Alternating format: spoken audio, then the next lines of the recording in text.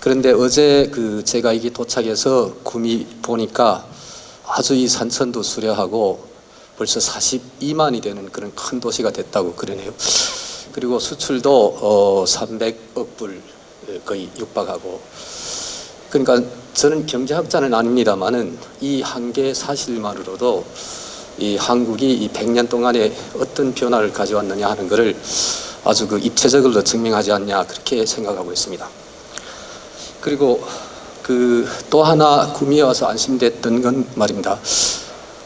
지금 한국에서 박정희 대통령님 지우기 그리고 좌파 언론들의 무슨 좀 사실에 입각하지 않는 비판들이 많은데요. 우리 외국에서 보면 그게 이제 한국의 주류 의식처럼 느껴지는데 구미에 와서 보니까 곳곳에 박정희 대통령님이 발자취가 있고 그리고 사람들마다 박 대통령님을 사랑하는 그런 마음이 느껴져서 아주 저는 안심했습니다.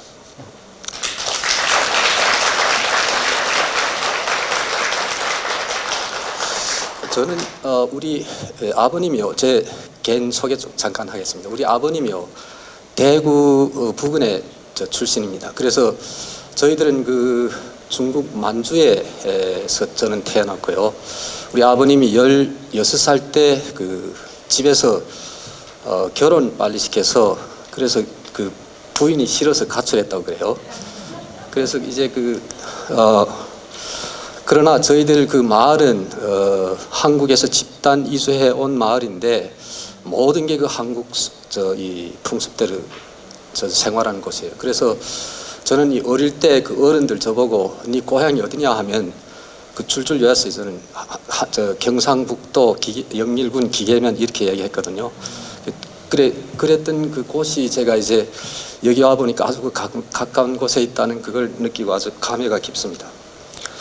저는 이 경제학자는 아니고요. 아닌데 왜 이 박정희 대통령님에 대해서 발표하게 됐느냐 하면 제가 북한을 쭉 연구해 왔습니다. 북한을 오랫동안 연구해 왔는데 김정일이 죽기 전에 김정은이 어떤 사람이냐 하는 책을 일본에서 쓴 적이 있고요. 그리고 2012년 여름에 박근혜 대통령님이 선거 한창 할 때 박근혜가 대통령이 될 거 아니냐 하는 책을 썼습니다. 그게 이제 2012년 대통령 선거 2개월 전에 이제 출판되는데 그게 한국에서도 동시에 출판돼서 아마 그 책을 박 대통령이 보시고 취임식 때 저를 불러서요. 한 140명 모이는 만찬에도 같이 참가했고요. 그리고 그 후에 제가 편지도 몇 번 드리고 구들로 저한테 회답도 보내주시고 그리고 제일 어려웠던 탄핵 한창일 때 제가 몇 번 한국에 다녀갔습니다. 그리고 그때도 박 대통령님이 우리가 일본에서 이 박 대통령님 저는 텔레비에 자주 나가는데 박 대통령님이 진짜는 그런 분이 아니다 하는 얘기를 자주 해요. 그러니까 거기에 대해서 감사하다는 그런 이야기도 하셨고 그래서 그 책 쓰면서요 2가지 저는 꼭 이해해야 되겠다고 이렇게 생각했는데 하나는 한국 사람들한테 아킬레스腱이라 할까 북한을 어떻게 보느냐 하는 게 한국 사람들한테 아주 중요합니다. 그리고 둘째는 박정희 대통령님을 어떻게 평가하느냐 이 2가지가 아주 중요한데 아직도 북한을 잘 모르는 사람이 있어요. 그래서 저는 일본도 그런데 북한을 잘 알려면 이 박정희 대통령님하고 김씨 일가의 리더십을 비교하면 확실히 알 수 있습니다. 김일성도 중국에서 18년 지낸 사람인데요. 그리고 중국에서 중학교직 다니고 교육도 좀 받았는데 이 사람은 이 북한을 다스리는 한 1994년까지인데요. 그 사이 북한을 완벽하게 아프리카의 정글보다 더 나쁜 그런 나라를 만들었죠. 그게 이제 통계학적인 숫자는 여기서 짧은 시간에 얘기 못 하겠습니다만은 여러 가지 증언으로 이제 북한에서 어떤 일이 벌어지고 있고 그 기아로 죽은 사람이 얼마나 있는 숫자가 우리 알고 있지 않습니까? 그런데 이 한국은 제가 이 구미에 와서 봐도 그렇고 모두들 밝고 아주 잘 살지 않습니까? 그러니까 그게 어디에서 오느냐 하는 거 생각해서 이제 가보면 이 북한하고 한국을 비교하면 확실하게 알립니다. 이건 리더십의 관계가 있는 거예요. 그런 사례는 필리핀의 마르코스 한번 보세요. 마르코스가 필리핀의 그 대통령이 돼서 필리핀이 가난한 나라를 전락했습니다. 필리핀은 박 대통령님이 대통령이 취임했을 때만 해도 한국보다 훨씬 훌륭한 잘 사는 나라였는데 마르코스 20몇 년 동안에 완벽하게 그 빈곤 국가를 만들었잖아요. 그리고 중국에 이제 그 발표에서도 있었습니다만은 모택동 시대의 중국 사람, 그다음에 등소평 시대 중국 사람 같은 사람들이지만은 등소평이 리더십 밑에서 중국 사람들은 그 아주 휘황찬란한 이 경제 성장을 이뤘습니다. 그러니까 이 리더십이 얼마나 중요한가는 그렇게 리론도 필요하지 않고 이 사실이 입증한다고 이렇게 생각합니다. 그래서 그리고 또 하나 시간이 그리 많지 않으니까 일본에서 제가 오늘 발표 주제는요, 일본에서 박정희 대통령님을 어떻게 연구하고 그리고 어떻게 평가하느냐 하는 그게 주제인데요. 구체적으로 좀 설명하겠습니다. 그 발표 자료에 제가 구체적으로 썼고요. 그리고 그 뒤에 한 70군데는 일본의 박정희 대통령님에 대한 평가 책하고 그리고 논문들을 열겠습니다. 물론 제가 몽땅 일본에서 나온 모든 문헌을 제가 몽땅 커버했다고는 할 수 없습니다만 주요 저작들은 거기에 포함됐을 겁니다. 요즘에 박근혜 전 대통령님이 사태가 있은 후에 일본에서 아주 주목받는 저 분이 한 분 있는데요. 후쿠다 즈네아리라는 이런 아주 유명한 보수론계, 그 사람이 수필집이 11권 되는 그런 수필집 나와 있는데 그 수필집 안에 박정희의 고독이라는 그런 수필이 있습니다. 그래서 그 수필이 요즘 일본의 인터넷에 떠 있고 사람들이 많이 읽고 있는데 그걸 제가 이렇게 번역했어요. 그 중요한 부분 제가 읽어드릴게요. 일본이 신문이 박정희 평가에서 우를 범하게 된 근본 원인은 모두 박 대통령을 독재자라고 보았기 때문이다. 독재자라고 단정할 수 있는 근거는 아무것도 없으면서 말이다. 보도기관이 자주 부하래동식이 경박한 우를 범하는 것은 아마 생계를 위해서라고 생각되지만 신문이 그런 약점, 그러니까 많이 팔고 싶고 이런 거겠죠. 이용하려고 하는 자들을 신문은 오히려 좋아하고 이러한 경박하고 허접함은 신문이 성벽이기도 하다. 김대중, 김영삼 두 사람에 관한 얘기는 이게 70년대 말 얘기니까요.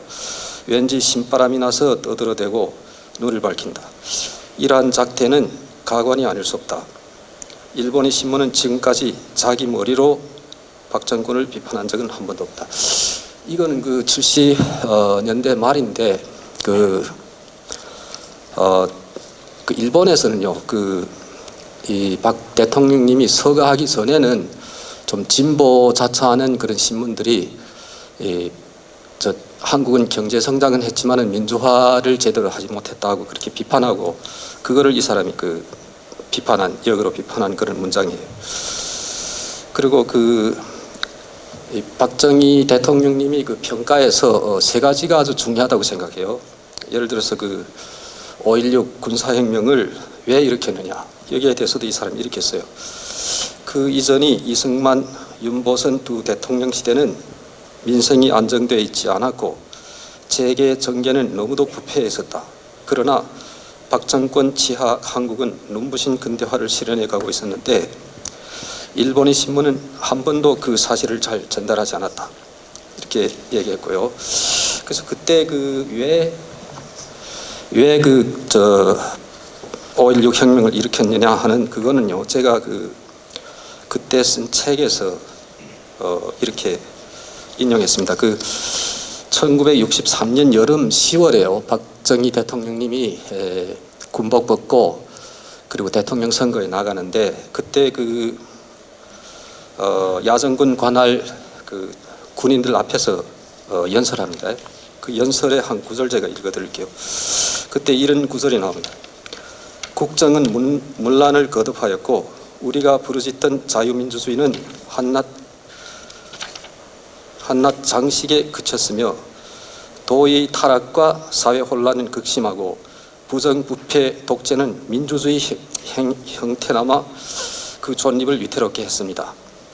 청년 학도들이 이에 민족 정기를 관장하려던 4.19의 숭고한 뜻과 국민의 기대는 무참하게 배신당하고 공산 간첩 침략 앞에 국군은 존망의 위기에 함입되었던 것입니다. 사멸에 가까운 생명이 희생되기 위하여 간혹한 수술이 불가피하였기에 내 평생과 이 민족의 영원히 잊혀지지 못할 1961년 5월 16일 비분과 눈물을 머금고 결의가 피로에 지친 새벽이 수도에 혁명의 촛불을 돌려야 했던 것입니다. 이것이 바로 5.16 군사혁명이었던 것이며 오늘 본인이 군복을 벗어야 할 연유 또한 여기에 깃들었습니다. 그때 한 가지만 예를 들면 학생들이 그 데모하면서 이 판문점까지 가서 직접 데모하겠다고 그리고 경찰서 점령하고 그리고 그 야쿠자랄까 그 한국의 그 조폭들이 상가를 그 휘젓고 다니고 아주 그 한국이 그때는 그 구악이 그대로 남아요. 그랬어요. 그러니까 그걸 발을 잡을 사람은 역시 저는 군인인 박 대통령이 나왔기 때문에 그때 그 한국이 발을 섰지 그걸 놔뒀으면 세계에서 제일 그 문란하고 뭐랄까요 그런 나라로 전락했을 가능성이 충분히 있습니다.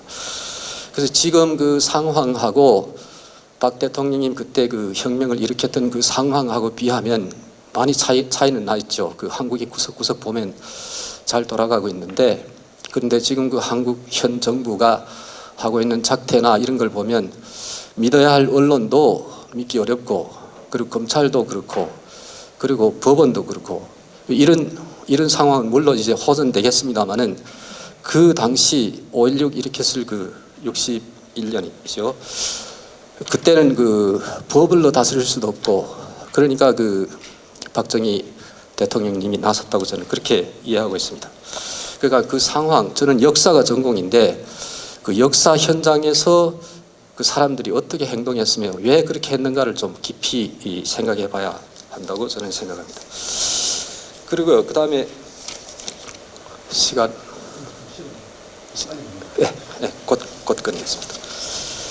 그리고 그 유신 체제에 관해서도 저는 이 일본에서는 어떻게 얘기하냐면 일본의 명치 유신의 그 영웅 오쿠보 도시미치라는 사람이 있습니다. 이 사람도 40세 암살당해서 죽는데 이 사람이 그 명치 유신이 3걸 중에 3사람이 걸출한 영웅 중에 하나인데 이 사람이 그랬어요. 그때 자기가 20년만 더 있으면 일본을 바로 세우겠는데 했는데 도중에 그 세작돼요. 그런데 암살당하는데 그 박 대통령님도 유신 조금 시간만 좀 더 있었으면 뭘 하려고 했다는 그걸 제가 이 책에서는 쓰는데 시간상 관계로 이거 더 얘기하지 않겠습니다. 시간 다 됐죠? 네. 그리고 그 최근에 그 박정희 대통령님의 그 관한 평가는요, 그 객관적인 논문들이 많이 나오고 있습니다. 그래서 그 가운데 많이는 그 한강이 기적이 왜 생겼고, 그리고 한국의 경제 발전이 원인은 무엇이고, 그다음 그 경제 정책을 어떻게 했느냐 하는 그런 거를 이제 그 연구하는 논문들이 나와 있습니다. 그건 제 발표문 보아주시고요. 그리고 마지막으로 한마디 첨부해야 될 거는 아까 조갑재 대표님께서도 말씀했듯이 이 박정희 대통령님을 지우려는 그런 그런 기류가 있는데 그건 제가 이번에 한국에 와서 그런 일은 발생하지 않을 거다 하고 확신하고 갑니다. 감사합니다.